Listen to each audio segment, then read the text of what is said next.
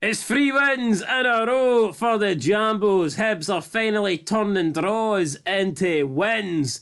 Livingston continue to show that they're absolutely shite. And it's all the same at the top of the table as Rangers couldn't capitalise on drop points for Celtic. Welcome back, guys, to Fog Football. And this weekend we heard what we always hear. Penalty to the Old Firm. It happens every single week. Celtic now actually have more penalties than Rangers, so we're going to have to investigate that. I thought Rangers were the king of penalties. I thought Rangers had the referees in their pockets, but they're second in the penalty table, so maybe we should be looking a little bit closer at Celtic. But overall, it was a decent weekend to fit by. Unless you're a Rangers fan, you're probably going to be raging that you didn't take advantage. I think Aberdeen will be happy to avoid defeat against Rangers, make it 3 games in a row that they have not lost.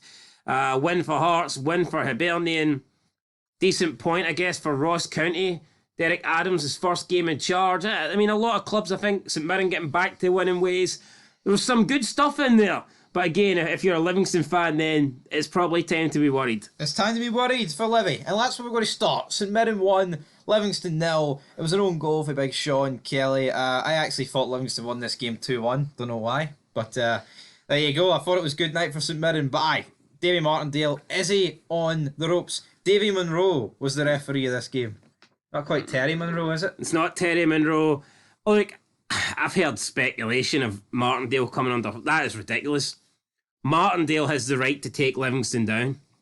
Aye. Just like Callum Davison had the right to take St Johnstone down. If Martindale gets fired before Livingston get relegated, then that is an absolute embarrassment.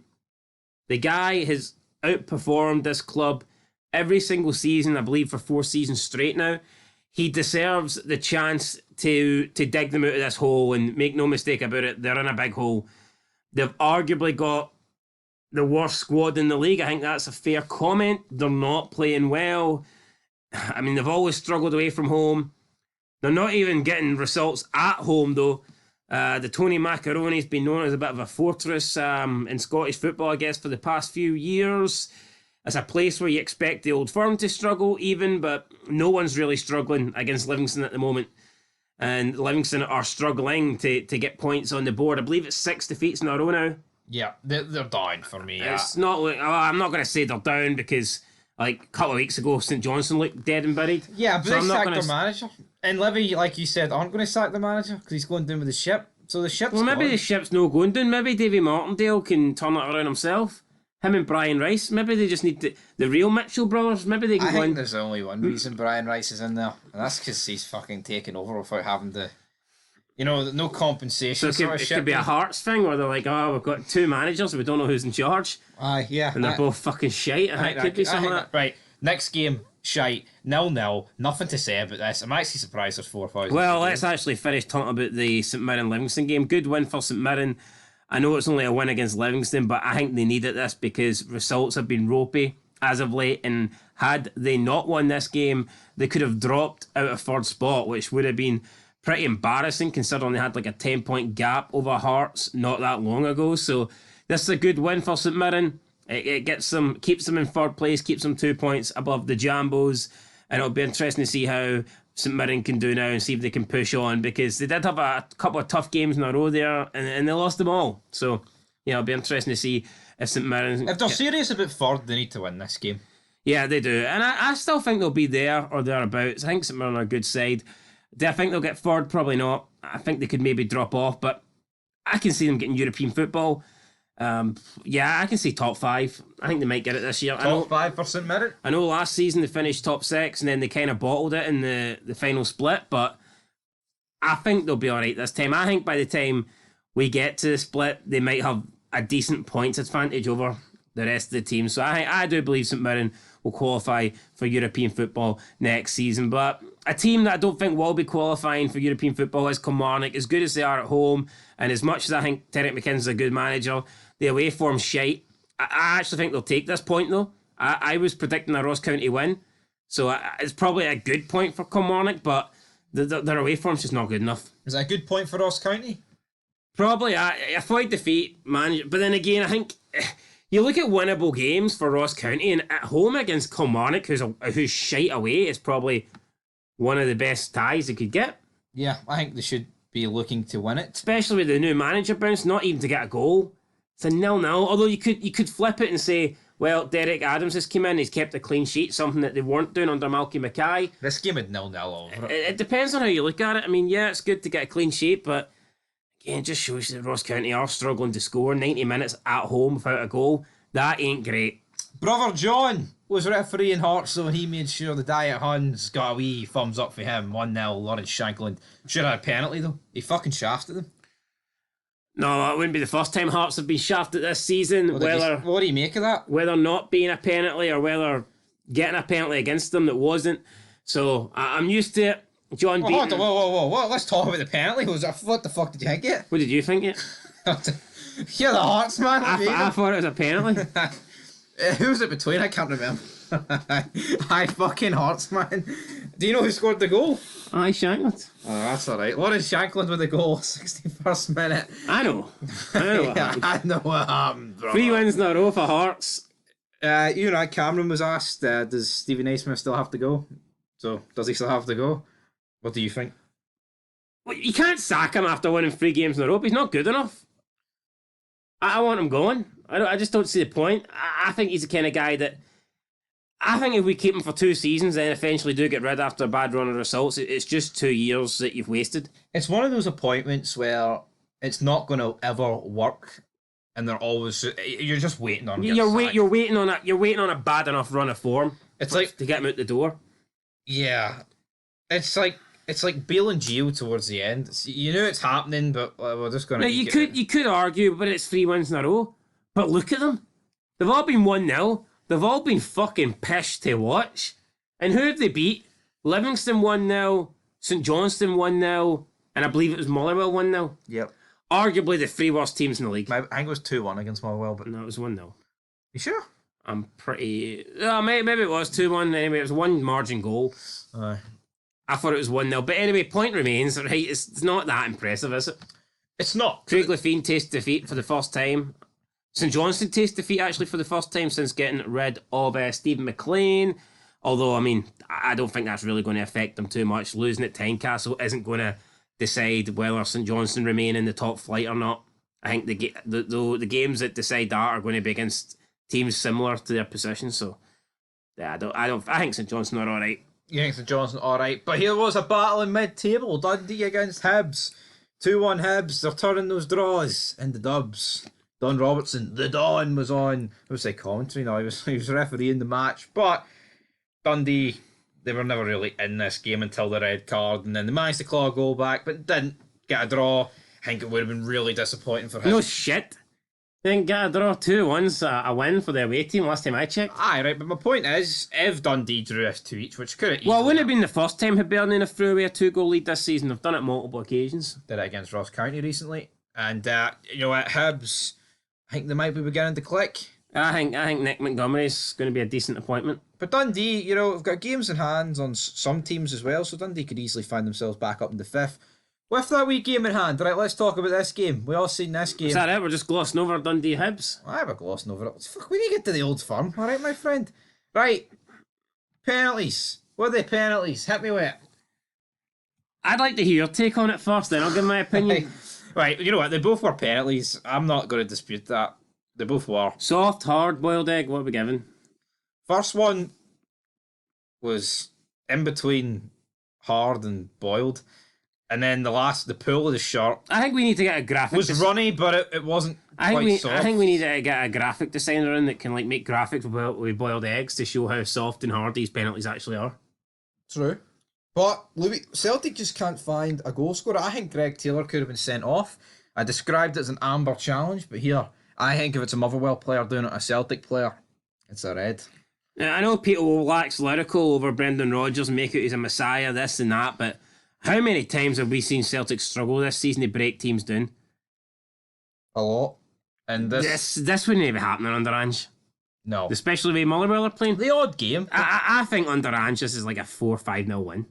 No, they are. They've been a lot of games have been scraping. Man, look at the other Motherwell game this season. The only game Celtic have really pumped a team in was Aberdeen, but we all know what happens with Celtic and Aberdeen, so... End of the day, though, Joe Hart flapped at the second. The first goal for Motherwell, the second goal of the game. Awful from him. Just a beaker pokes into the back of the net, and David Turnbull took his penalty as well. 58,000 in attendance. The Green Brigade back, or? No, they're not there. They're outside the stadium. Rod Stewart gave them the middle No, finger. I believe their attendances count because they've paid for the seats. True. No, I don't know if that is true, but you know what? There works. was actually quite a few empty seats all around the stadium. Like, I'm not saying here a couple of thousand each stand, because obviously 58,000 is still a lot in a 60-odd thousand. But there was the few empty seats. But anyway, the Sunday game, the main event, Aberdeen won. Rangers Talking of empty seats, there was a shitload of empty seats in this game. about 4,000. Especially behind Aberdeen goal. That's where the ultras sit. Oh, I thought that would have been packed No, out. what's their fucking excuse? I thought that would have been packed out for Rangers. No, what's the excuse? I need to know what they... Oh, it's 12 o'clock. It's a fucking Sunday and it's in Aberdeen. I can understand. I could maybe understand a 12 o'clock in Glasgow. Aye. But I tell you, I bet you Rangers still sold out their maximum. Their Aye, allocation. they did. Yeah, Aberdeen are just not that big a club, are they? Did he team? I mean, Aberdeen versus Rangers gets less than Hearts versus St Johnstone. Now, what is the bigger game? It's Aberdeen Rangers. I mean, Aberdeen Rangers is the... And outside the Old Firm, it's the biggest game. And who's bringing more away fans, St Johnstone or Rangers?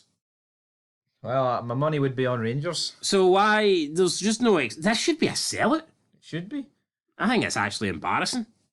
We're talking nearly 75% full. Yeah, And this is Aberdeen's biggest game of the season. and I know for a fact there's a lot of Rangers fans in the home end. Footed Ventures was one of them, and that's not me saying he's a Rangers fan, but yeah, I mean, let's talk about the game. Rangers were awful first half. Miovski scoring. Anyone that suggests Miovski wouldn't get into this Rangers team needs their fucking head looked at. He's on a different planet to Lammers and Dessers. I said last season, I thought Miovski was better than Cholak. And that wasn't me bashing Cholak. I just thought Miovski was better. And people were like, oh, no, he's not. You're talking shite. Well, Cholak's not here. No, I know, but I'm just saying. I thought he's better than Cholak. I think he's better. Now, CJ Noble said he's better than any Rangers striker, bar Danilo. I've not seen enough of Danilo to say he's better than Miovski. I'm not. I think Danilo is... No, I think it's just a case of CJ Noble hasn't seen enough Danilo to say that he's absolute shite on the level of Dessers and Lammers, so therefore he's claiming... It's just basically because he hasn't seen enough. He's claiming he's better than Miovski. How is Danilo a better player than Miovski from what we've seen right now? Right now, I would want Miovski in over Danilo to score goals, but I think Danilo is the all-round better player. I think he just is. But Miovski, that's not even to say he's bad all-round. But you know what? He scores more goals, and the snobbery needs to stop. Whether it's Van Veen, Shankland or Miovski, Rangers need that. Imagine if Rangers brought in like Nisbet, Van Veen. They're struggling at left back. Could add Doige. Yep. And there's so many players they could have had. But you know what? We can talk about Cal. Could add Lewis Ferguson. The guy actually wanted to move, following his family's footsteps, and he's not good enough. Writings on the wall. Now, anywhere you look, the guy's been linked to £20 million moves. True. AC Milan, Juventus. It's like... Let's talk about the penalty. Connor Goldson getting tugged by Baumgartenman. Stefan Baumgartenman. Was it a penalty? It's not Baumgartman, is it? It's Gartman. It is, but everyone was calling him Baumgartner. So I don't know if that's a nickname or something. In relation to that F1 driver for 2004. Could be. But what, thoughts, penalty or not? I honestly think if it's in the other box, it's not given. But he does tug him by the shot, so he can almost accept it. Yeah, it's very similar to the Celtic one, so... But if this is Connor Goldson tugging Miovski's shirt to get in, a penalty would deny Rangers a win. I'm just not convinced. Especially if it's Ibrox, I'm not convinced it happens. We'll have to wait and see, because the problem... What do you mean we'll have to wait and see? We've seen enough evidence over the years to suggest I know, the teams that aren't called Celtic and Rangers get fucking nothing. But see this weekend, that is Rangers and Celtic got... No, it's not this weekend, it's every weekend. Yeah, I know, but... That's why Rangers and Celtic are clear ahead in terms of penalties awarded. People say, oh, the better teams are in the box more. Bull fucking shit. Bullshit. Bullshit.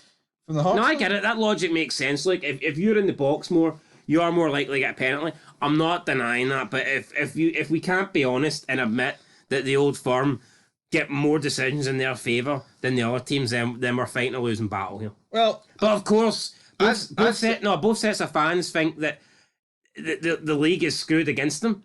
If that was the case, you wouldn't have Celtic and Rangers at the top of the penalties award charts. You would have one of them miles at the top, and then you would have the other one with no penalties. If the league truly was like biased towards one of them. You're talking about battle, right? We've lost you're not even on the battlefield. You're talking about penalties, and the only penalty you've seen this weekend's this fucking one. What about the Celtic one? What about it? It's the exact same as this. I know, but I didn't see it. What about the Hearts one? Fucking refuse show, you haven't seen shit. Well, it's a... Did you even know Hearts won? You've taken it bad because I've called out Rangers and their fucking penalties. No, but you know, I don't need to see the penalties. Are probably soft as fuck. You've seen that one? You've seen this one? And I don't think Aberdeen get it. Yeah, you might be right. Fucking but you know what? By the letter of the law, it's a penalty, so therefore it should be What about implemented. the block? What about the block? From what, Lammers? Aye. By the letters of the law, is that not impeding? But the tug pulling starts first. Oh. Maybe that's the argument. It was the same shite at Hearts with the Haring one, man. I mean, come on. Well, he's fucking pulling him. It's the same thing. It's stupid. It should be having a... No, the manager should be having... Is tugging Connor Goldson's shirt enough to make a big guy like that fall on his arse? No, it's not. But the letter of the... But see, if we're going out in the street and I tugged your shirt, are you going to fucking dive onto the pavement? Yeah, but I'm not diving for money and positions in the league table here. I think if anyone's caught diving, automatic red card. Yeah, but where do you draw the line? Goldson's 6'3", so if someone's under 6 foot and they dive, it's alright. So when Kyogo dives, it's alright. But because Goldson's a bit taller, fuck him. Oh, we got a point there. No, where do you draw the line? No, let's be real, right? You could be built could be built like Brock Lesnar, 5'8", or you could be a skinny rake like Peter Crouch. Who's more chance of going down? Answer that. Big Peter. There you go. Chris Benoit or Peter Crouch going down in the box. Look at the size of Benoit's arms. Come on, Big Peter, I'm not denying that. You know what I mean? Goldson went down like Benoit locked the cross face in on him, but it's just a problem in this sport. You do not see in any other sport where players like dive or feign an injury to gain the advantage. I can't think of any other sport. Tell you what, Novak Djokovic has done it a few times in tennis. Pretend that he's injured so he can get a medical timeout. But I can't think of any other sport where someone feigns an injury. Like in American football, you don't see, like, you have no advantage in going down. Flag. No, but it's bullshit. I think football, they need to sort it out. It's been like that way for fucking ages. It's not far too long. It's not like it's a new thing. It's been like that for decades. Yeah. Football, as we once knew it, is dead. But this refuse show is also dead, guys. So that's where we're going to leave it. But I just don't think there's another sport where you can really gain that much for cheating or feigning an injury or diving. There probably ain't, but that's the problem for me. See, in rugby, like, you just don't. When do you ever see someone go down feigning an injury, pretending that he pushed me or something? But there's nothing really to gain out of it in rugby. Get a scrum or something, or fucking line it. Yeah, but it's not a Rangers problem, Goldson dive. No, it's not. It's a football problem. Yeah, it's a football problem. It's embarrassing, though, seeing you see how easily some players go down. No, but honestly... I tell you what, I don't even get that in the women's game. No, you don't. I don't even think maybe far less. I don't even think you get it at ground level either. Seeing you see the kids playing shit, I think it's actually embarrassing. It's the fucking grown men that are the ones constantly diving. Get a grip. Maybe it's because it's higher stakes and there's more reward for cheating and shit like that, but I'd like to personally cut that shit out. It's like, boys, was it last week against Motherwell? The guy did get legitimately kicked in the chest, but he went down holding his face. And for me, that's disingenuous. I mean, yeah, I think there was enough contact there for a penalty to be given, but the guy's went down holding his face. As if he's been booted in the face. That's bad, though. I mean, he got kicked in the chest. But he does not need to hold his face, because there's VAR. Yeah, you just hold your chest, or just get up and deal with it. Yeah. It probably didn't hurt that much. Well, it didn't, because if it hurt that much, he wouldn't be holding his head. He'd be holding his chest. Exactly, so he's just fucking feigning it. Anyway, I wasn't a dig at Rangers, it was just a dig at football in general. All these overpaid wankers rolling about on the ground. But I think the problem with this is the penalty decision, that realistically, it's a penalty, but yes, it's soft. But I think the real problem is that Rangers fucking dropped the ball. They bottled it. the emphasis is being took off the players and being put on VAR. Nick Walsh. Rangers are shite. Fucking bottling it yet again. Could be a point, though, that wins them the league come the end of the season. Aye, what league? The Petrol Cup or whatever the fuck it was called. Honestly, that's done. It's done. European preview show will be tomorrow. And closing thoughts. Nothing's really changed, has it? It's all the same at the top. 2-1-1s. Hearts continue to win. Another victory for Hibs. St Mirren maintain their gap in third place. Nothing really changed towards the top of the table. And at the bottom of the table, I mean, things just look the same for Livingston. Shite. Mince. And that's where we're going to leave it, guys. Till next time. Peace.